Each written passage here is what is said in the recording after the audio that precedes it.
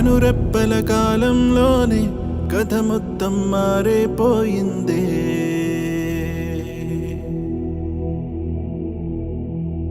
కను తెరిచి చూసేలోగా దరి చేరని దూరం మిగిలిందే.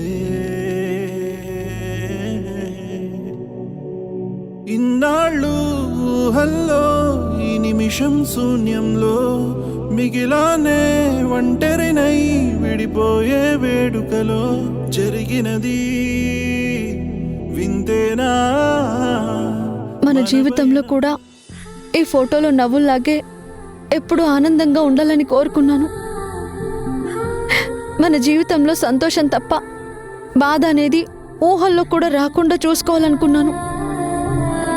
అందరూ హ్యాపీగా ఉంటే మనసారా నవ్వుకోవాలనుకున్నాను. కానీ నేనొకటి తలిస్తే నీలమ్మ ఇంకొకటి తలిచింది.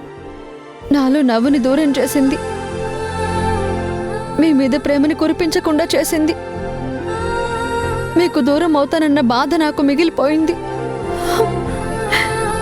కావాలనే మీ అందరినీ బాధ పెడుతున్నానన్న అనుమానం మిగిలింది.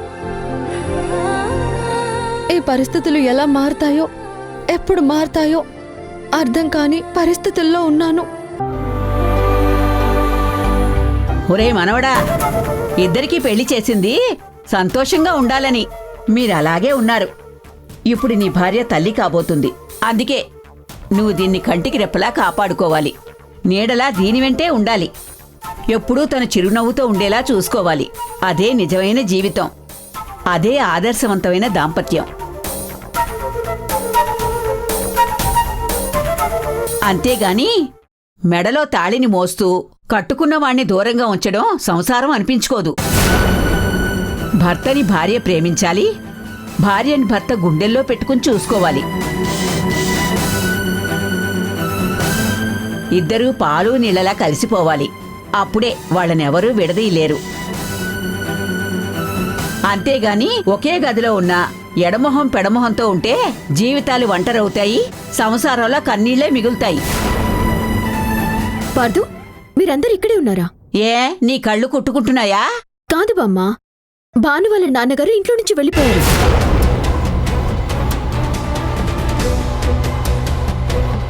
కనీసం కూతురుతో ఒక్క మాట కూడా చెప్పకుండా వెళ్ళిపోయారు. ఇక్కడ ఉండాలని, ఆయన బాగుండాలని కదా తీసుకొచ్చారు. కానీ ఇప్పుడు ఇలా వెళ్ళిపోతే మర్యాద అనిపించుకుంటుందా?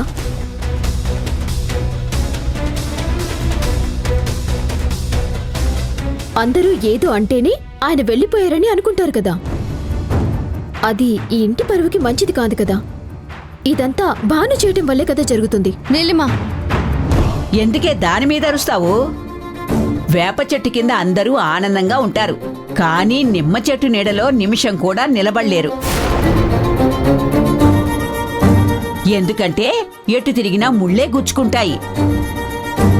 అలాగే నువ్వు బయటికి నీడలా కనిపిస్తూ ముళ్ళులా గుచ్చుతున్నావు. ఇంకా ఎందుకు దాని మీద అరుస్తున్నావు? నువ్వే బావుంటే మీ నాన్న వెళ్ళిపోయేవాడా?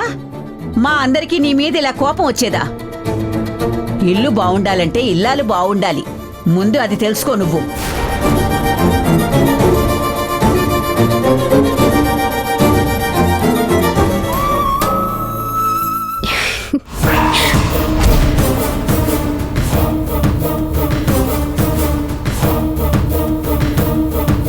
ఎందుకా నవ్వు?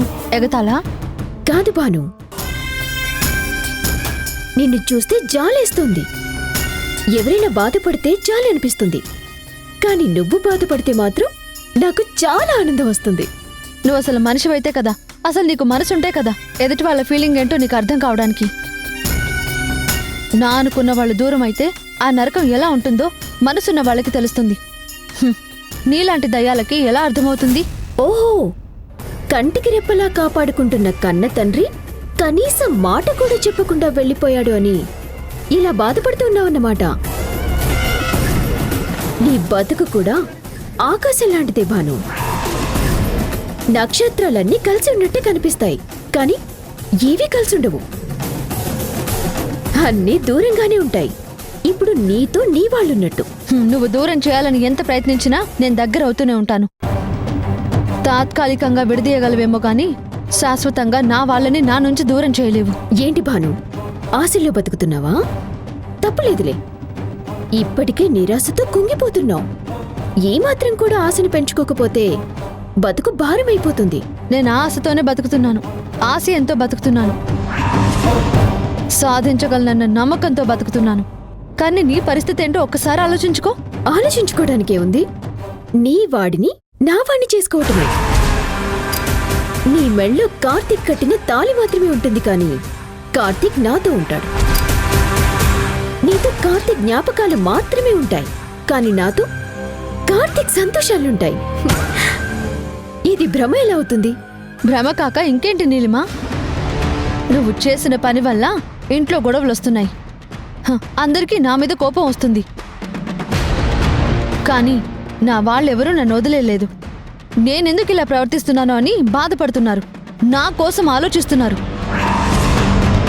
ఎందుకు భాను ఇలా ప్రవర్తిస్తున్నావు, నీ మనసులో ఉన్న బాధ ఏంటో నాకు చెప్పు అని ప్రాధేయపడుతున్నారు. అది అనుబంధానికి ఉన్న బలం. దాన్ని నువ్వెలా విడదీయగలవు? ఇంకా నీ సంగతి. నువ్వు ఎన్ని చేసినా ఆయనని నువ్వెంత పిచ్చిగా ప్రేమిస్తున్నావని తెలిసినా నీ వైపు కన్నెత్తి కూడా చూస్తున్నారా?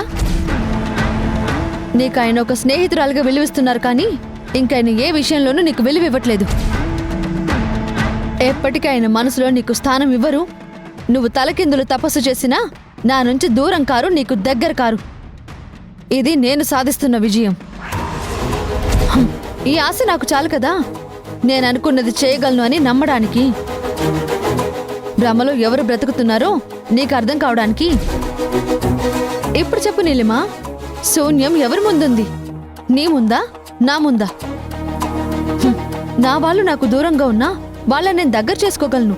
నువ్వు వాళ్ళతోనే ఉన్నా ఈ ఇంటి మనిషి అనిపించుకునే ఆస్కారం కూడా లేదు. ఇంట్లో గోడలు, గుమ్మాలు, సోఫాలు ఉన్నట్టుగానే నువ్వు కూడా ఇంట్లో ఉన్నావు, అంతే. నన్ను రెచ్చగొడుతున్నావు భాను. అది నీకు మంచిది కాదు. ఛీ, నిన్ను రెచ్చగొట్టడం ఏంటి? పనికి మాలిన పనులు చేస్తున్న నిన్ను ఒక పిచ్చిదానిలా చూస్తున్నాను. వెళ్ళి లోపలికెళ్ళి పడుకో. నేను నిద్రపోను భాను. నిన్ను ఈ ఇంటి నుంచి బయటికి పంపించేంత వరకు నాకు కునుకు కూడా రాదు. ఎప్పటికీ నేను గెలవలేను అన్నావు కదా, ఇప్పుడు చెప్తున్నాను విను. సరిగ్గా ఈ రోజు నుంచి నెల రోజులు తిరిగేసరికి నీ ప్రాణం అనుకున్న కార్తీక్తోనే నిన్ను ఈ ఇంటి నుంచి గెంటించేస్తాను. నీ వాళ్ళందరికీ నిన్ను దూరం చేస్తాను. ఆకాశంలో చుక్కలా మిగిలిపోయేలా చేస్తాను. అలా చేయకపోతే నా పేరు నీలివాణి కాదు. సరే నీలిమా, నీ ఛాలెంజ్ నేను స్వీకరిస్తున్నాను. నా వాళ్ళ మనసుని నేను గెలుచుకుంటాను. నా ఇంట్లో నుంచి నువ్వు నన్ను కదపలేవు అని నువ్వు తెలుసుకునేలా చేస్తాను. మనసులు కలిసిన మమ్మల్ని నువ్వెప్పటికీ విడదేలేవని నీకే నిరూపిస్తాను. ఈ ఇంట్లోంచి వెళ్లేదెవరో ఉండేదెవరో నీకే చూపిస్తాను. Challenge, challenge, challenge. ఇప్పుడు కదా కథ రక్తి కట్టింది. నేనేంటో నీకు చూపిస్తాను. Challenge, challenge, challenge.